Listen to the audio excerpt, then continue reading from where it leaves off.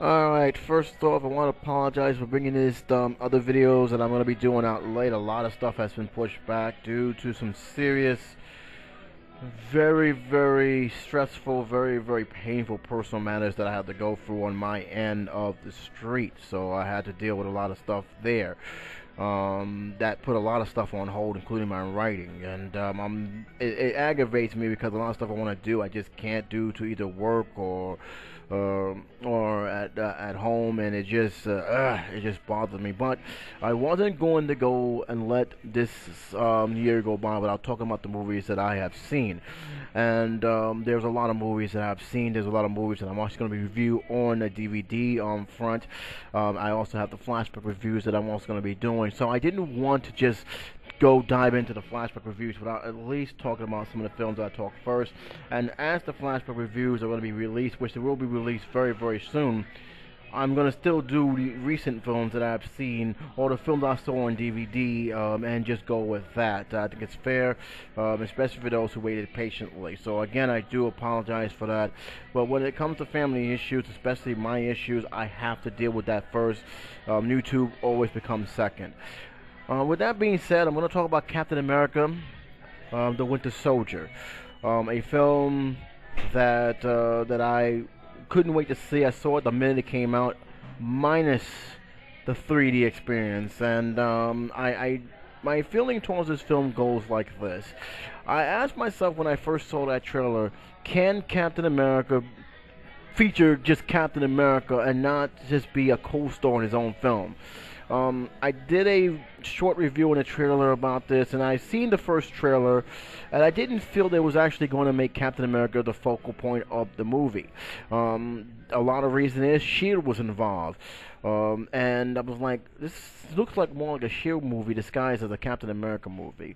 The Winter Soldier barely was seen in this trailer, so I was a little bit worried where the stuff was going to take. And I got every right to be worried because I've seen some of the Transformers movies, and a good majority of the Transformers movies isn't really about Transformers but the human characters.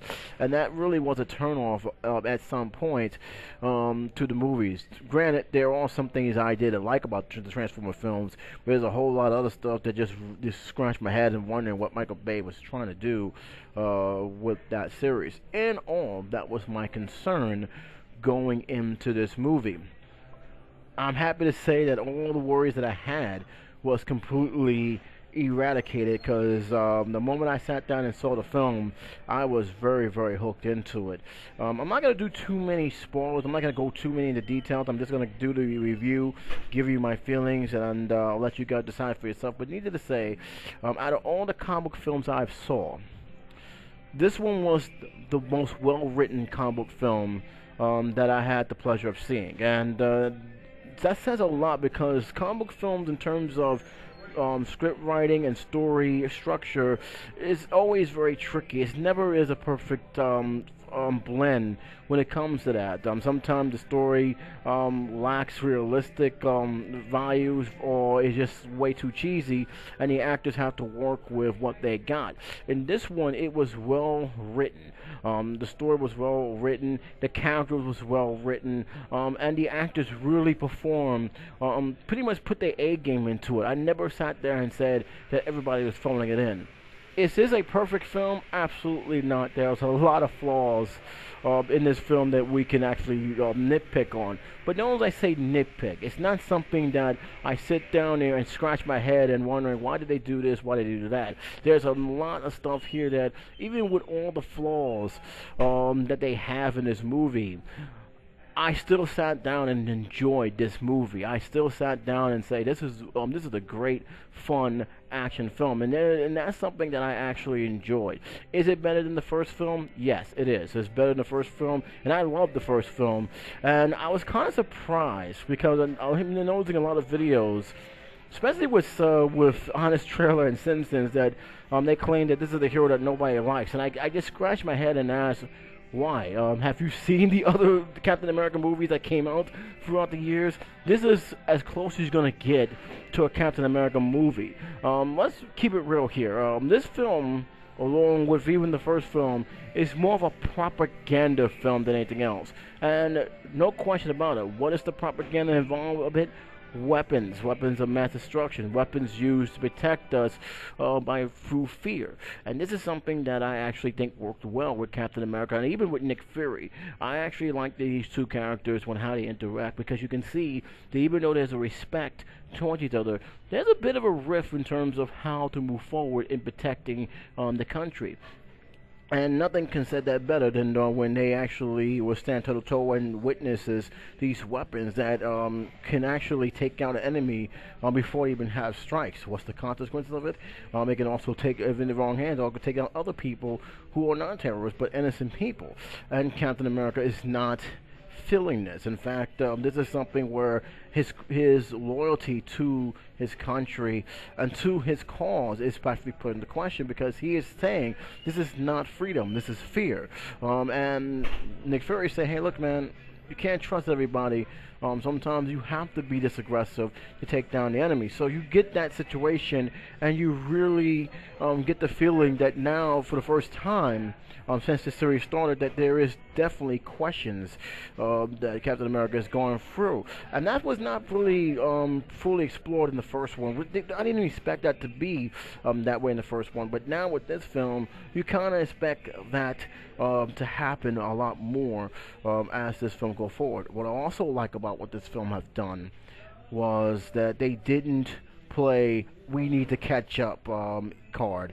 That was one thing I was very worried. Yeah, they played it where they had a list of things he needs to do, but it's not was the main focus. It was not something that that they constantly grab on. Yeah, he's behind because he was frozen in ice, and he now is in this world in this our time trying to figure out things as he go along. Actually, he seems just fine, and I barely even noticed that he was falling behind the times.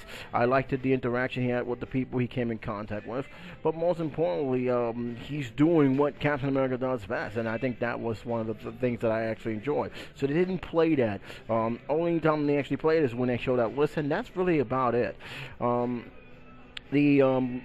I also like the fact that they actually finally played that part with him and Carter as she lays dying in the bed. Now, according to what I actually have read up on that scene originally was supposed to be in the Avengers, but they cut it off, and then they reintroduced it here with I think a little bit of digital touch-up and stuff in Captain America the Winter Soldier. I'm actually glad they made that move for one reason. It would keep kind of awkward that Captain America would actually was waking up and he found her in the bed the way it is. I liked the scene because it actually established that the reason why he is staying with the Shield is because of his love that he have lost long ago. And the factor is that he, in many ways, still loves her. It was a very sad scene when at the end that her memory was pretty much gone. But hopefully, with the new TV series that they're doing with Agent Carter, which I understand is still going full circle, we can get more information about her role in the Shield as well. With that being said, the film's strongest point clearly is the action scenes. The action scenes was very well written, very well made. I thought they did a great job with the Winter Soldier, and I can't wait to see how far they take this character in the third Captain America series. You better believe he's going to be back in some kind of form, playing an important role, and I'm looking forward to it. One thing I actually liked about how they did it is pretty much is how they introduce this character, how they play this character off, and how much that you see Captain America's weakness through the Winter Soldier. Yeah, he has a weakness, and it almost killed him. Let's be real. It's because he's trying to convince his friend, spoiler alert if you still haven't seen the film, Bucky, that this is who he is. This is what he. We're best friends, where we used to hang out together, and you can see the struggles, but you don't see it that much, and he's still trying to basically beat Captain America, and it was a very intense fight, and to be honest with you, I was kind of worried that he wasn't going to survive it, the way that thing went down. Of course, he did survive it, especially when they already announced that they're going to be like not one but two more movies of the film franchise, but it was a very, very uncomfortable battle to see, and I'm gonna say right now, Captain America, even though he's considered the hero today, lost against the Winter Soldier, in my opinion. When he fell in that ocean and Winter Soldier grabbed him and left him there, to me, it says a lot. It says that he does remember, but as I'm looking at that, the guy he thought he knew a long time ago is no longer there, and that is something that really. I actually smiled when I saw that scene for one reason, because I said this is the kind of ending I truly expected. So the fight scenes was great. The acting was great. I thought the interactions with him, Black Widow, Nick Fury, they all came together. And I thought the fact is that you have S.H.I.E.L.D., which, by the way, is not the focal point, but is one of the things that actually one of the themes in the film. I think how they handled the way that they did Shield was actually pretty good. Shield, as you know, has a threat within, and that threat is pretty much growing, and that threat is Hydra. This is the scene where this is something that was pretty much discovered through Nick Fury first, because Nick Fury realized that some of his access codes been changed. A lot of stuff that he normally has power over no longer exists, and he's realizing something's going on. And he has his boss, who's, by the way, spoiler alert again, a traitor. Tell him don't do anything with the project as yet. Something is going on. I want to make sure it's going on, getting out. Is not going to be put in the wrong hands. And as that film goes on, Nick Fury's life is in dire jeopardy. They're looking to take him down because he knows too much, or they think they know too much, but more importantly, he's getting too close to the truth. There was a fake out, of course, with Nick Fury, as you all know. I don't know honestly how it's going to play out for the rest of the series with him and the Shield, and even with the Marvel Universe.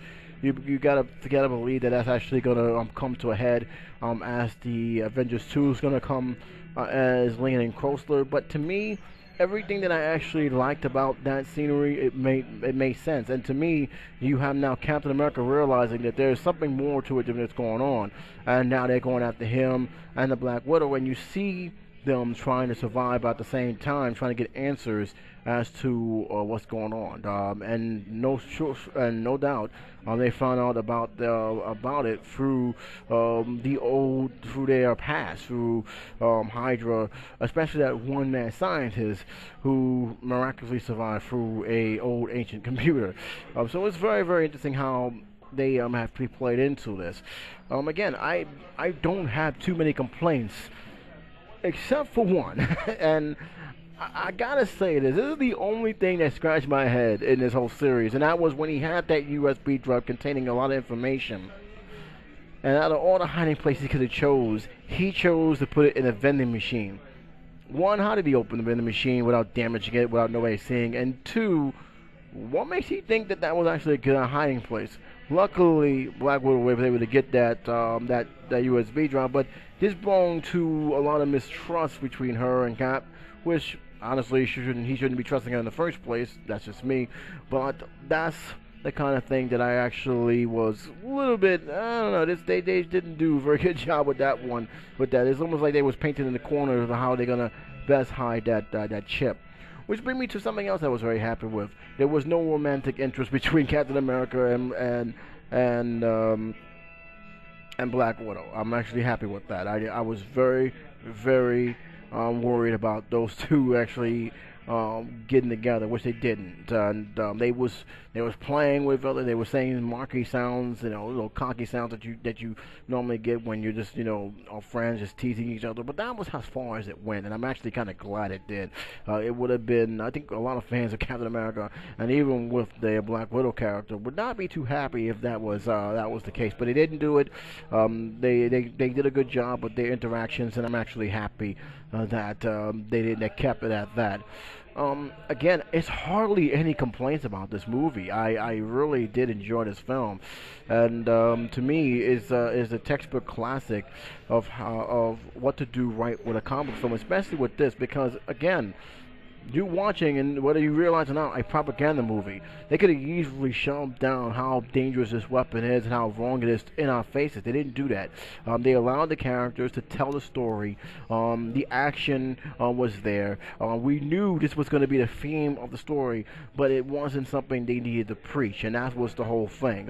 It became a comic book action adventure film, and I really enjoyed this film. To me, this is the with Silence from the Guardians of the Galaxy. These are one of the top two. Guardians of the Galaxy and this is one of the top two movies that came out this year that I actually enjoyed, and I'm actually glad to watch, and will watch it again. This is a 4-star film, guys. There's no question about that. And again, besides that one flaw that I just mentioned about a few minutes back, I really had no problem with this film. Again, if you didn't like Captain America 1 and you think Captain America was a wuss for whatever reason, I just say look at the second one. I think you'll be more satisfied with this one than the first one. Again, I have no problem with the first two Captain America films. It's definitely beats the other Captain America film we've seen over the years, especially that one that broke my heart in 1989. But to me, this is the film I wanted. This is the film that I actually enjoyed. And again, at the end of this movie, I was looking forward for another one. I said, bring on the third one. Let's go. I can't wait to see the third one. As for Falcon, thought he did a great job. I thought they interacted well. I really was very was happy the way they portrayed him. I actually wanted more of him in the film, but when he came on screen, I was glad he was there. And hopefully, because at the ending, he basically said that when do we start?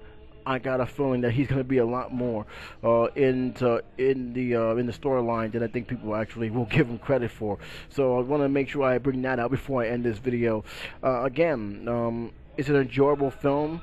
I really believe that they have done good things with the Captain America film, and now with the fact that we may see the same people who was involved in this film be involved in the making up of the next film. I got nothing but high hopes and high expectation that we're going to see this story is going to get better and better as it goes on. My props to Chris Evans, man. He took this character and made it his own. There's no question about it. When you see Chris Evans from some of the comic book movies he has done before, from the Fantastic Four, which I didn't think he was too bad in, to what he's doing now, that says a lot. He came a long way. I think a lot of people was not feeling this guy being Captain America, and I think he basically shut a lot of critics up by portraying this character as best he could. I don't think anyone could have done a better job than he did, and I think he really solidifies himself as Captain America more so than the Human Torch in Fantastic Four. So that's just my feelings on that. So again, this is what I have to say about it. If you guys like the film, didn't like the film, let me know in the comment section below. But until then, guys, this is J77 saying take care, be safe, and I'll talk to you soon.